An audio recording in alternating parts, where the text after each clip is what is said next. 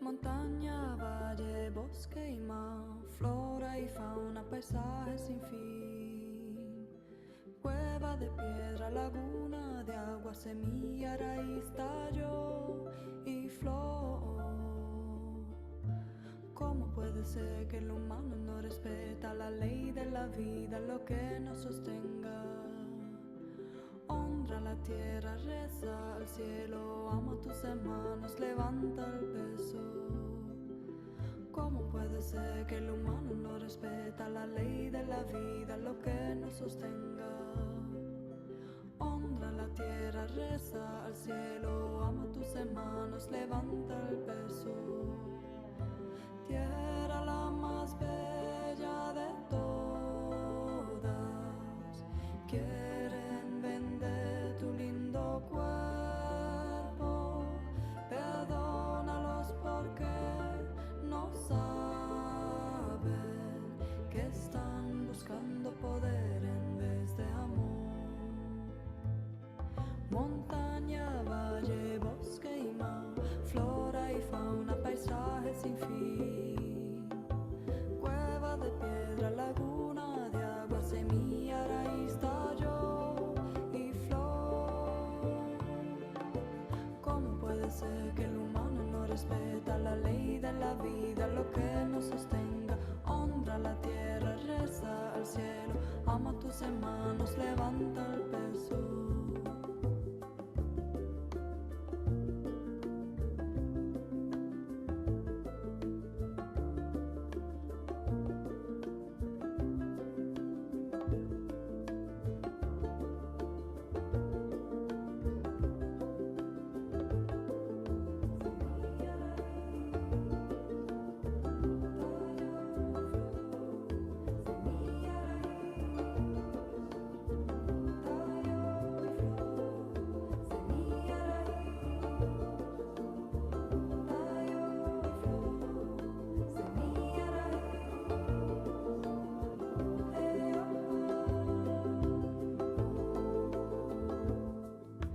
Tierra la más bella de todas, quieren vender tu lindo cuerpo, perdónalos porque no saben que están buscando poder en vez de amor. Tierra la más bella de todas, quieren vender tu lindo cuerpo, perdónalos porque no saben que están buscando poder en vez de amor. Fe y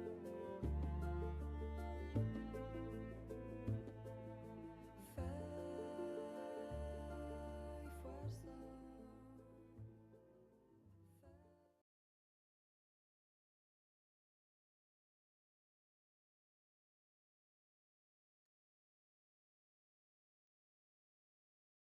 Alors, bonsoir à tous et bienvenue à cette conférence du mercredi soir, heure de début, 19h30, heure du Québec.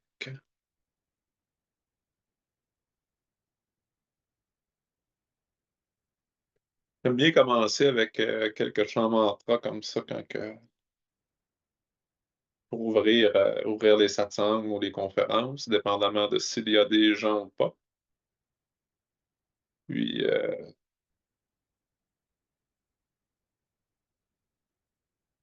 dépendamment de s'il y a des gens ou pas, comme je disais. Et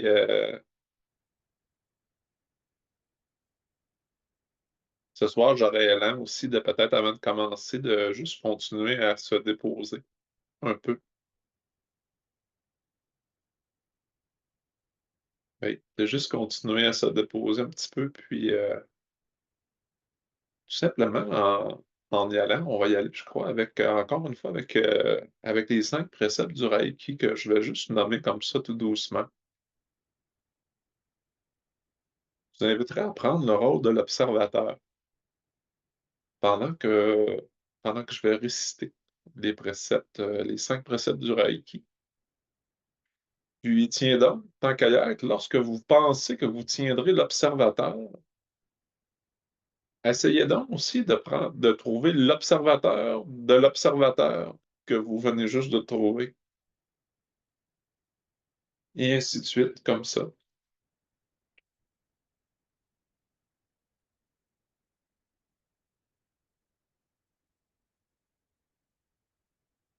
Et essayez de voir ce qui fait réellement du sens pour vous dans cette expérience-là.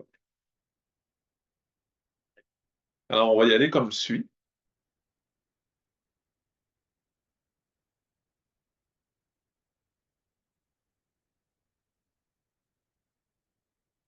Je suis libre de toute préoccupation.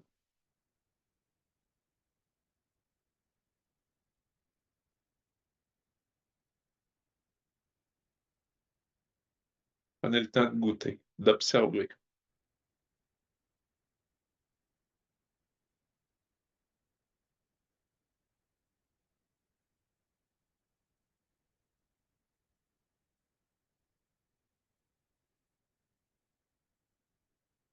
Deuxième précepte, je suis libre de toute colère.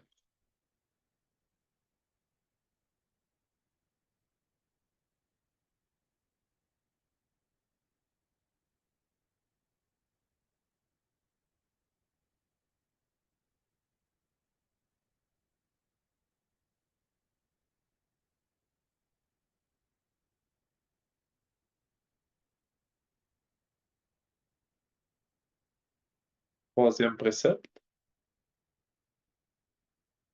je rends grâce de mes nombreuses bénédictions.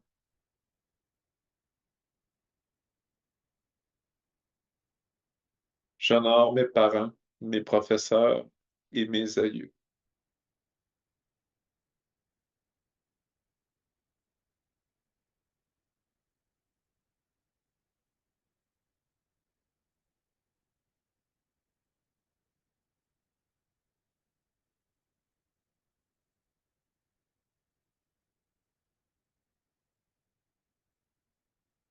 Je vis ma vie honnêtement.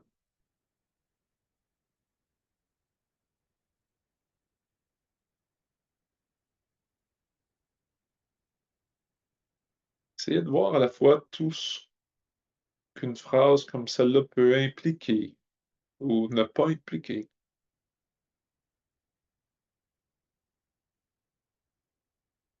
Donnez-vous le droit de peut-être réfléchir un petit instant sur ce qu'est l'honnêteté. Qu'est-ce que ça peut vouloir dire pour vous? Qu'est-ce que ça veut dire? Qu'est-ce que les choses veulent réellement dire?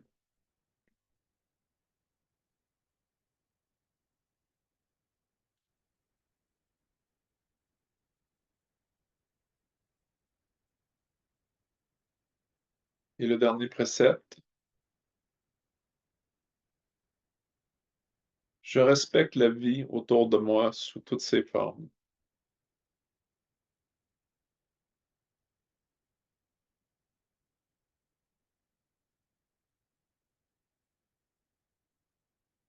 Restez dans le rôle de l'observateur. Essayez de voir si quand on dit une phrase comme ça, s'il n'y a pas une partie de vous qui voudrait faire une exception pour une forme, pour une situation, pour une expérience par rapport à une autre. Essayez de voir s'il y a une partie de vous qui ne voudrait pas respecter ou qui aurait envie de moins respecter, moins accueillir, moins recevoir une partie de la vie par rapport à une autre. Restez dans le rôle de l'observateur. Et si vous pensez pouvoir tenir l'observateur, essayez de trouver l'observateur de cet observateur, comme on en a parlé un peu plus tôt. Continuez comme ça. Essayez de trouver le dernier observateur, voir s'il y en a un. Mmh.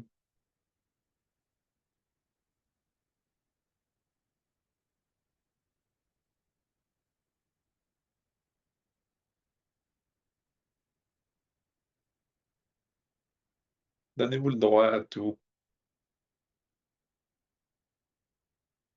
Donnez-vous le droit à vous, à nous,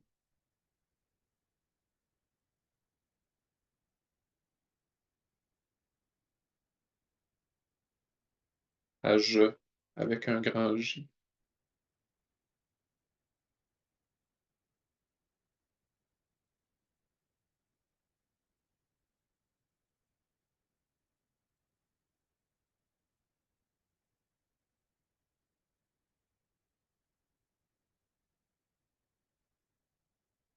Donnez-vous le droit de redécouvrir en vous votre nature insaisissable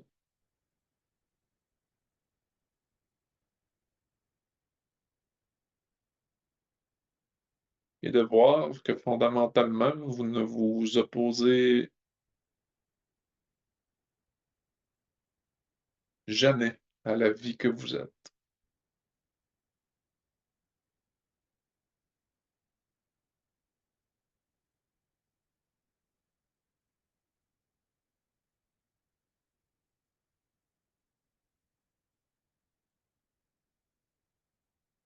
Heu,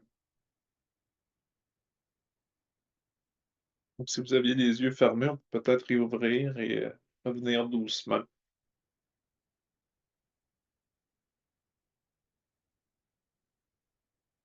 se déposer dans plutôt donner le droit à l'instant, à l'identité à l'identité que vous sem que à l'identité que vous semblez être, le nom que vous portez, les choses qui vous entourent, tout ce que vous percevez. Donnez le droit à tout ça de prendre place en vous.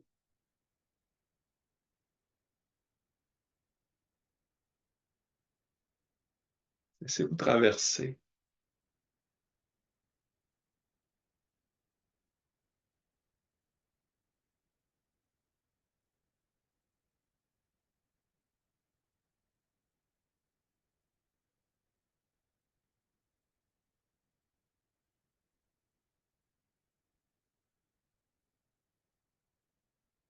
Donc j'ai choisi, le titre de la conférence, pendant que le chant mantra jouait.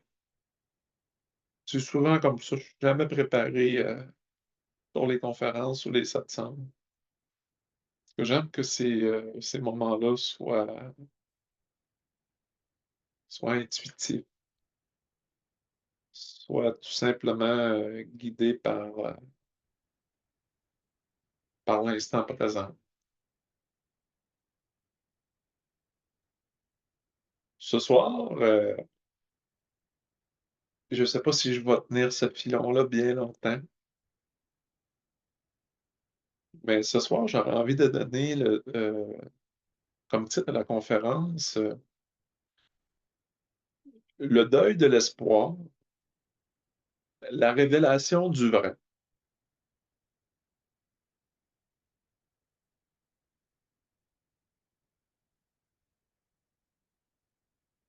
La raison pour laquelle, en quelque part, il semble qu'il faille faire le deuil de l'espoir et que l'espoir laisse toujours sous-entendre un jour meilleur, donc un présent qui est insuffisant.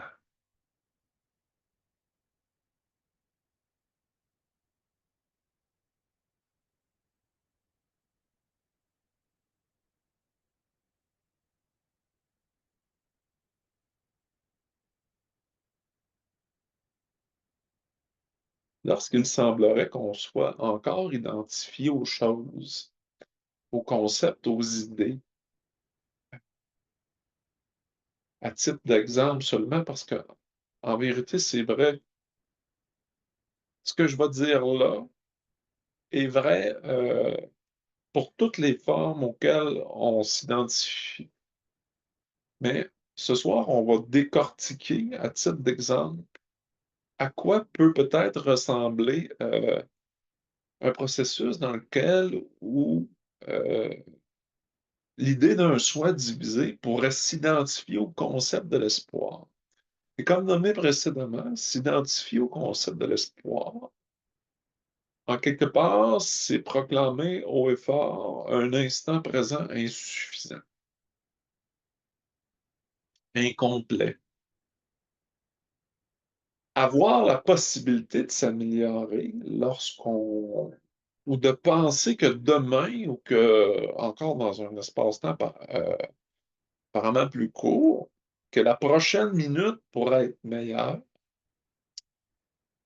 est une tentative de nier le vrai, est une tentative de voiler la vie. C'est une tentative de se cacher de notre propre vérité.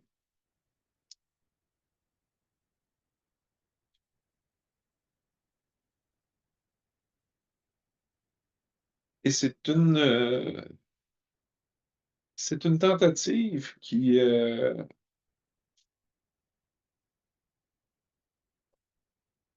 ma foi, va sembler avoir un certain poids parce que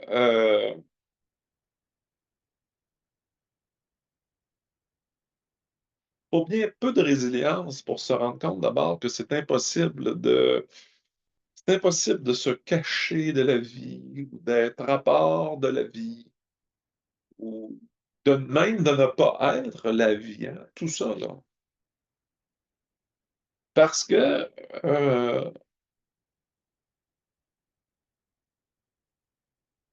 justement, si on se donne le droit de juste d'occuper un peu le rôle de l'observateur, comme j'ai suggéré en début de conférence, on va se rendre compte que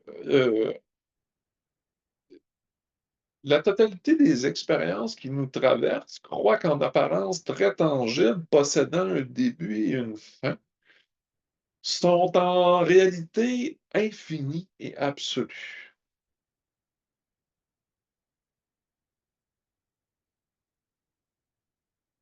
Donc,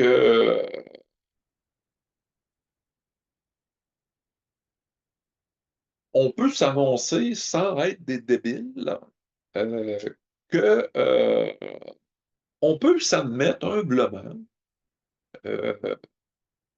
que il est à la fois impossible de trouver un début à toute chose et il est également impossible de trouver une fin aux choses. Et cela suffit pour, pour faire péter un mental. Je m'excuse de le dire comme ça. Ben, c'est l'apparence de mes petites souches québécoises et mon éducation peut-être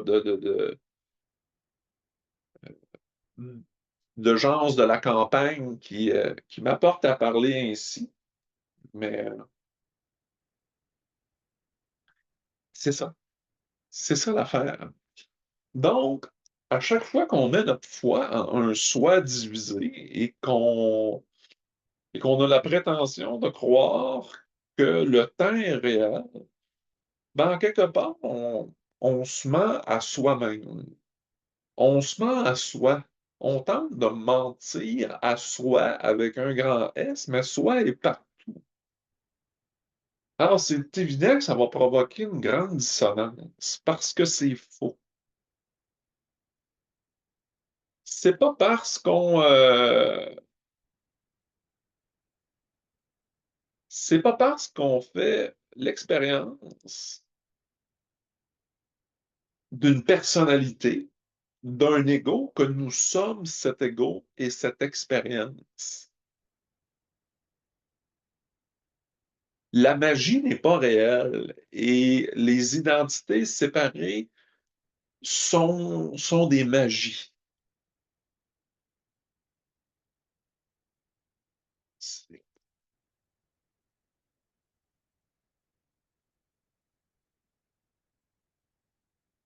c'est cela.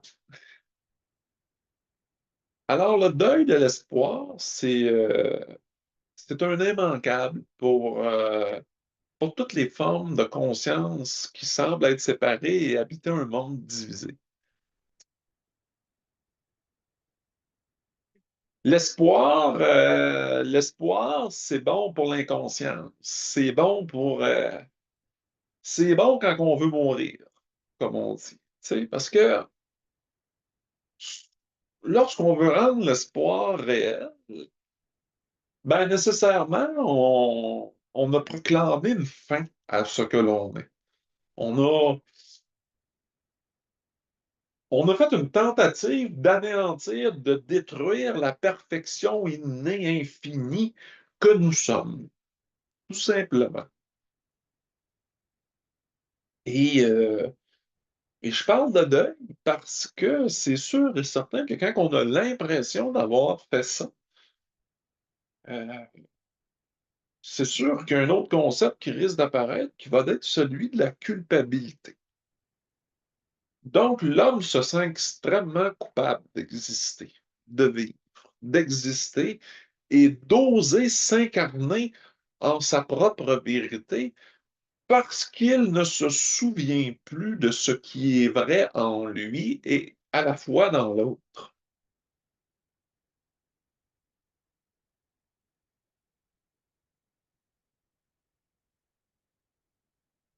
Et ne sachant plus qui il a tendance, pour se protéger, à penser qu'il ne peut se fier que sur lui-même, dans la prétention qu'il est une forme, un concept, une idée.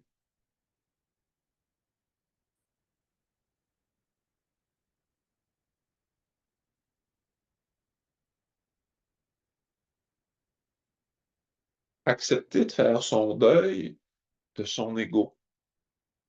C'est vraiment s'ouvrir sur soi avec un grand S, c'est s'ouvrir sur l'amour avec un grand A, c'est s'ouvrir sur la joie sans fin d'être. C'est transcender le monde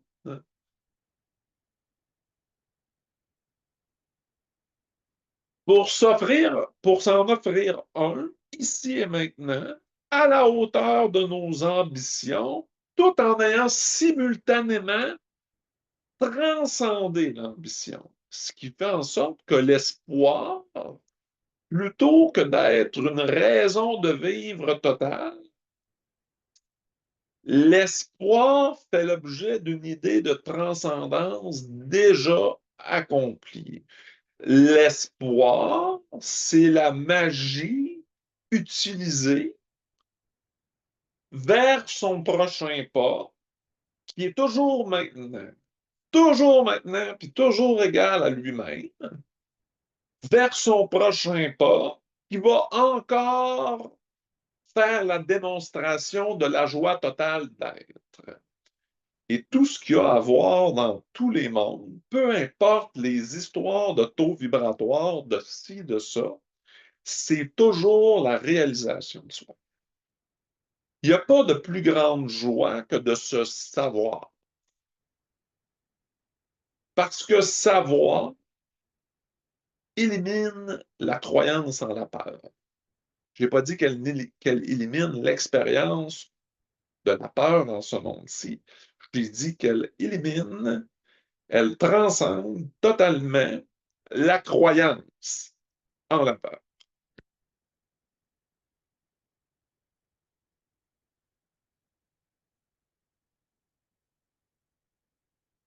On ne se croit pas d'accroire, c'est apaisant. OK? Parce que, parce que parce que ça miroite le vrai.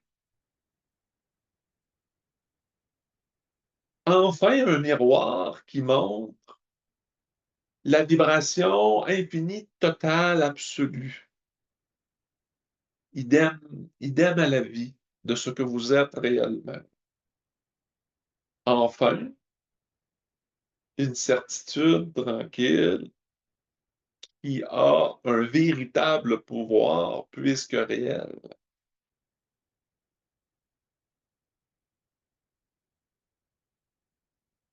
Donc, le deuil de l'espoir, la révélation du vrai. C'est une histoire heureuse. Une histoire heureuse, c'est pas une histoire qui a une grande qualité de contenu avec des mots très élaborés, très poussés, très intellectualisés. En voulez-vous, en voilà. Une histoire heureuse, en réalité, une histoire heureuse, on se fout totalement de son contenu. Pas prétentieusement, je me fous du contenu, non. Une histoire heureuse, c'est une histoire qui te connaît elle-même.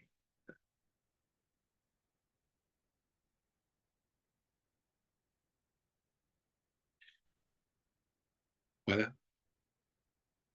Se connaître soi-même. Se connaître soi-même.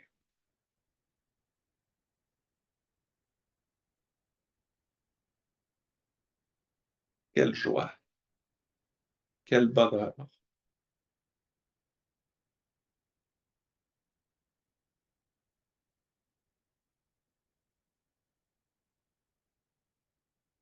C'est tellement important, entre guillemets, d'apprendre à penser par soi-même, justement, pour c'est dans un processus par lequel on réalise que le monde n'est pas extérieur à soi, mais que tout est à l'intérieur de soi, pareil à soi. Et pour ça, une partie de l'historicité des choses peut être celle de se donner le droit de penser par soi-même plutôt que de toujours subir les influences extérieures, d'être un mouton de la pensée collective, d'être un... C'est ça, s'octroyer une conscience vibratoire plutôt que réflective. Parce que lorsqu'on a une conscience réflective, on ne fait que soit répéter les expériences du passé, ou, oui, c'est ça, répéter c'est les expériences du passé qu'on voit dans, soit qu'on a fait soi-même, ou soit qu'on a répertorié dans le collectif.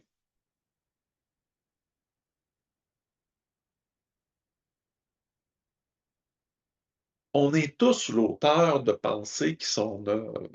Une pensée qui est neuve, c'est pas une pensée très originale ou une pensée spirituelle plutôt que scientifique. Il n'y a pas de domaine, il n'y a pas de dimension de la vie qui sont supérieures et inférieures. Une pensée qui est neuve, c'est une pensée qui se connaît elle-même en tant que vérité.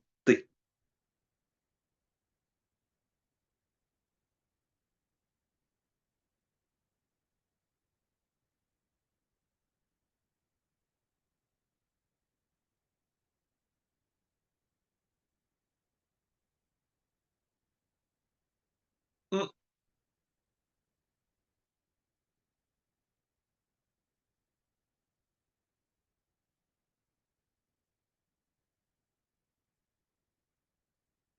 Je dis souvent, c'est dans un point de vue très dense, donc c'est dans un point de vue qui est conceptualisé, mais qui se reconnaît justement que le monde, l'apparence du monde dans lequel on vit est un monde qui est aux portes du ciel parce que il y a un pied,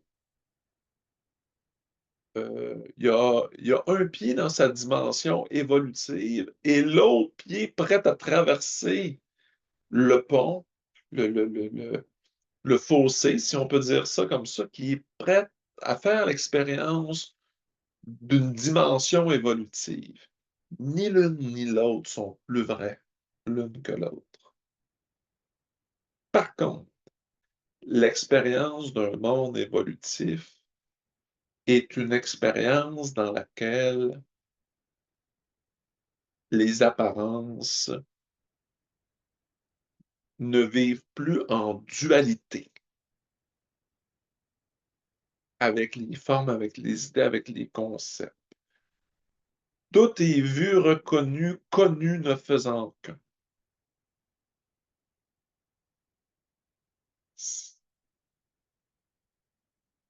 Et ça non plus, il ne faut pas tenir ça dans notre main.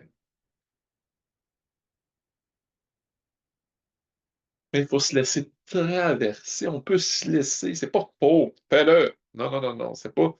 C'est simplement se laisser traverser par les aptitudes de la joie Et ces aptitudes-là ne sont pas divisées. Elles nous révèlent toujours l'entièreté.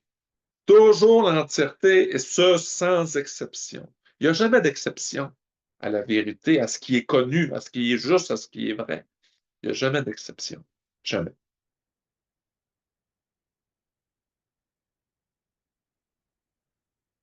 La vie est belle, la vie est.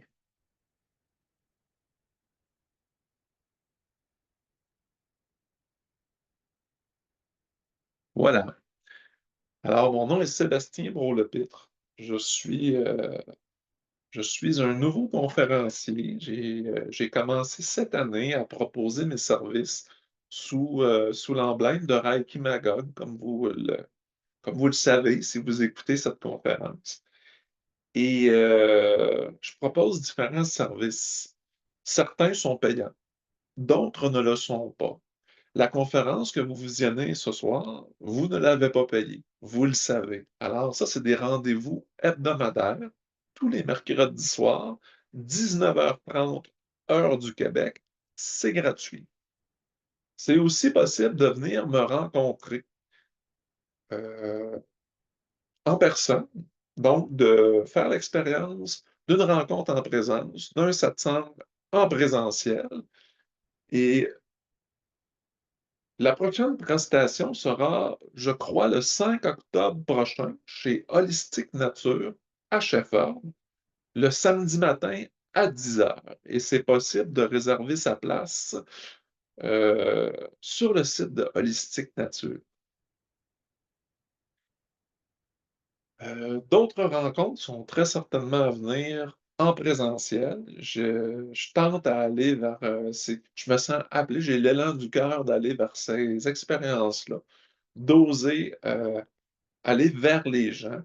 Et pour les gens qui pourraient avoir peut-être certains besoins plus particuliers, je propose aussi un service d'accompagnement. Donc, c'est possible de réserver directement en ligne sur mon site web au www.reikimagog. Donc, ce sera possible de recevoir, soit pour les personnes qui aiment le Reiki, de recevoir sans plus ni moins un soin Reiki ou de bénéficier d'un accompagnement que j'appelle un accompagnement intuitif. C'est comme ça qu'il est nommé aussi sur mon site web. Donc, j'ai vraiment plusieurs approches, j'ai plusieurs outils. Puis, l'objectif premier et accompli est toujours la réalisation de soi. Donc, lorsqu'on vient me voir, on peut venir me voir pour une difficulté, c'est très bien. C'est très bien de ne pas rester seul avec ça, là, puis de oser aller vers le type d'accompagnement qui nous convient. Euh, Puis moi, c'est mon approche, c'est ça. C'est une approche que certains pourraient appeler, même si j'aime pas tant utiliser ces termes-là, c'est une approche qu'on pourrait qualifier en quelque sorte de non-duel. Donc, on cultive la révélation de soi avec toutes sortes d'outils, toutes sortes de formes, toutes sortes d'outils. Je peux avoir une démarche et j'ai une démarche qui peut être très spirituelle, mais je peux aussi aller vers des propos, des discussions, des manières de faire qui sont beaucoup plus pragmatiques. Donc, mon champ est très vaste. Euh, je me permets de parler un petit peu plus parce que je sais que c'est pas tout le monde qui me connaît. Je suis nouveau, je commence. D'un point de vue plus personnel, j'ai quand même un certain bagage de formation dans le domaine de la croissance personnelle. Donc, beaucoup de formations là-dedans. C'est des formations qui sont plus formelles, telles que éducation spécialisée, mais des formations aussi qui sont plus holistiques, plus spirituelles, donc dans le domaine du mieux-être. Et je suis passionné aussi. Fait que la passion, c'est une idée de ça aussi, hein. C'est une idée vers laquelle je me transcende. Puis passionné, mais doux et gentil à la fois. Alors, si ce que je vous dis vous interpelle, si ça résonne quelque chose en vous, si vous avez peut-être cet appel-là de vérité-là en vous, que vous êtes sur le chemin spirituel ou que vous vivez n'importe quoi d'autre, n'importe quelle situation, que vous ressentez que vous avez l'élan, l'intuition à l'intérieur de vous, que ça pourrait être une bonne chose de me rencontrer, de me parler, sachez que c'est possible de le faire par rencontre Zoom et aussi en, en personne. Je reçois des gens en personne chez moi, à mon domicile, dans une belle maison de ville qui est chaleureuse, accueillante, propre, bien tenue. Et voilà, ce sera un grand plaisir. Je vous remercie beaucoup et je vous dis, pour ceux qui le souhaitent, rendez-vous mercredi prochain, 19h30.